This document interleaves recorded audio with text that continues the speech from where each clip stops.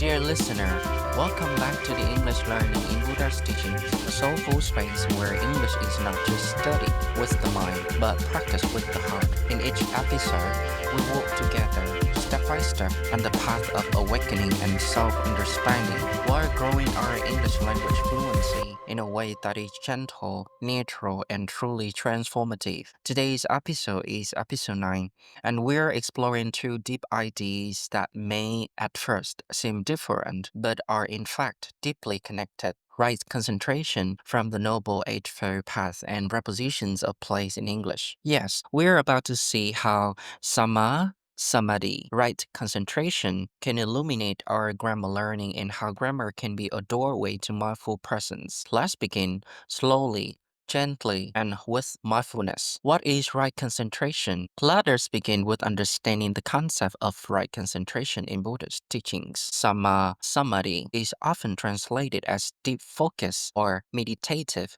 absorption. It is the ability to place your attention completely on one object, calmly, clearly, without distraction or agitation. Right concentration is the final step on the Noble Eightfold Path, and it supports all other aspects like right effort, right mindfulness, and right view. When the mind is scattered, when we jump from one thought to another like a restless monkey, we struggle, not only in meditation but in daily life, relationships, work, and yes, in language learning too. But when the mind becomes stable, focused, and clear, we can fully receive what is in front of us. We begin to see, not just look. We begin to understand, not just memorize. This is right concentration, and it is not just for monks or sages. It is for you and me, right here, right now. So let me ask you gently, where is your mind right now? Is it here in this moment, or is it somewhere else? If you find it wandering, that's okay.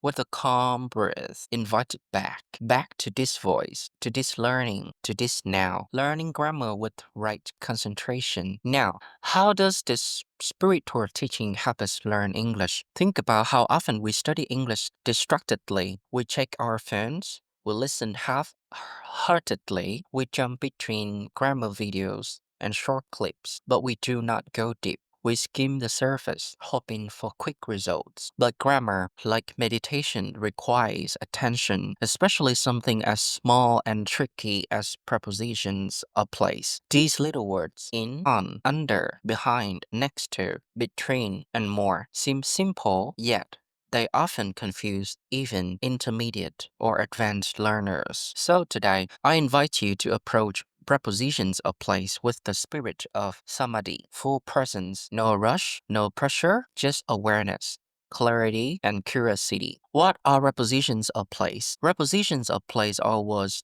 we use to describe where something or someone is located. These words help us paint the picture of position and place, a picture that lives in your listener's imagination. Let's go through a few examples together, and as we do, I encourage you to visualize the scene slowly and with care. Number 1.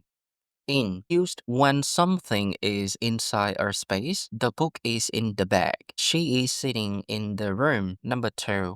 On, used when something is resting on a surface. The cup is on the table. There is a fly on the wall. Number 3. Under, used when something is beneath another object. The shoes are under the bed. He hid under the blanket. Number 4. Next to, used when something is beside another object. The temple is next to the river. Sit next to me. Number 5.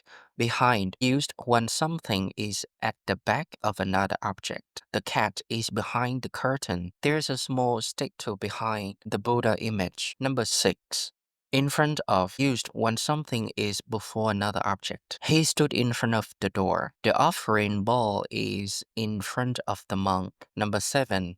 Between, used when something is in the middle of two objects. legs. The cushion is between the two chairs. The Bodhi tree stands between the temple and the stupa. These words are tiny, but they create clarity in space just like concentration creates clarity in the mind. Mindfulness practice, prepositions in daily life. Let's practice together now, not with textbooks, but with your surroundings. Take a slow look around you, wherever you are. Now quietly say in English, the chair is next to the window. My phone is on the table. There is a pen in my bag. I am sitting in front of the speaker. This is mindful grammar. You are not just learning words, you are observing the present moment through English. The temple of the mind, a story for reflection. Let me now share a short Dhamma-inspired story to bring this learning to life. A young student once asked the Buddha, how can I concentrate my mind? It runs everywhere, like a wild horse. The Buddha replied, concentration begins with awareness. First, become aware of where you are. Then, become aware of your breath. Then, become aware of your thoughts. Finally, rest in the stillness behind them. This reminds us when we know where things are, outside and inside, we can live with clarity. In grammar, when you know the position of objects clearly, your message becomes understandable, peaceful, and strong. So in this sense, learning prepositions of place is also training the tempo of your attention. Tempo vocabulary, prepositions in sacred context. Let's now use our vocabulary in a spiritual context. A Buddhist temple. Visualize this sacred scene. The statue of the Buddha is in the meditation hall. The incense sticks are placed on the altar. The cushions are neatly arranged on the floor. The novice monk is bowing in front of the teacher. The candle is glowing next to the lotus offering. The bell is hidden behind the curtain. The master's seat is between the two pillars. Each sentence is a meditation. Each preposition is a guide. Each word is placed with intention, just like in right concentration. Writing practice. Slow sentences with awareness. Let's try writing now. Please get a notebook and a pen if you can. Take a deep breath. Now, write 3 full sentences using preposition of place to describe your current environment. Don't rush, focus. Here are examples to inspire you. There is a cup of tea on my desk. It brings me comfort. My dog is sleeping under the table. He is peaceful and calm. The morning light shines in through the window beside me. Feel the words. Don't just write them. Feel their position. Feel their presence. This is writing with right concentration. Before we close this episode, I invite you to sit still for just 1 minute. Let go of grammar. Let go of rules. Simply breathe. With each breath, you bring your awareness to where you are. Say softly in your mind, I am sitting in this space. The earth is beneath me. The air surrounds me. I am here. I am present. And now slowly smile. You have learned not only grammar, but presence. Dear friend, as we end today's episode, let us remember that right concentration is not only for deep meditation, it is a way of living, speaking, listening, and even learning a language. And prepositions of place, though simple, are perfect tools to train your